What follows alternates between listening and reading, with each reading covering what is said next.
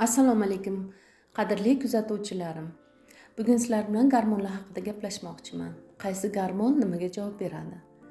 Birinchi aytmoqchi bo'lgan gormonim progesteron gormon. Progesteron gormonimiz onalik gormoni deb ham ataladi.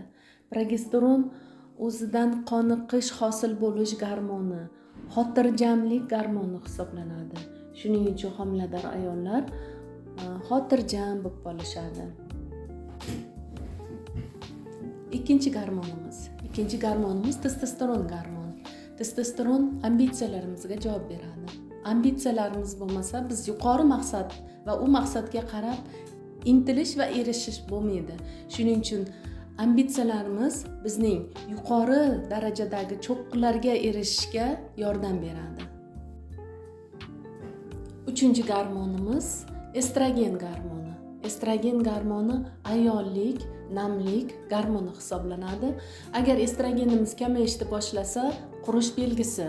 Bu ayniqsa ayollarda bilinadi. Klimaks yoshida estrogen kamayishi oqibatida ayollik tomonidan qurish boshlanadi. Jinsiy gormonlarimiz progesterondan testosterondan estrogen hosil bo'ladi. Lekin bularning gormonlarning ishlab chiqarishning boshida negizida xolesterin yotadi. Xolesterin 25% oziq-ovqat orqali kiradigan bo'lsa, 75% jigarda ishlab chiqariladi.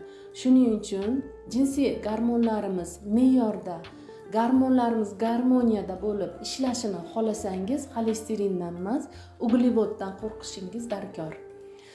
Bitta narsani aytib o'tmoqchiman. Progesterondan bitta testosteron, estrogen emas, balki stress paytda kerakli paytda ishlab chiqaradigan kortizol gormonimiz ham hosil bo'ladi. Shuning uchun stressda ko'p yurgan, stressga ko'p chalingan ayollarimiz yoki umuman odamlarda progesterondan kortizolga qarab ishlab chiqarish ketish oqibatida jinsiy gormonlarda ishlab chiqarilishi susayadi. Shu natijada stressda yurganlarda jinsiy gormonlar ishlab chiqarish tomonidan o'zgarishlar kelib chiqadi. Agar sizda tushunmagan savol, holatlar bo'ladigan bo'lsa, kommentariylarga yozishingiz mumkin.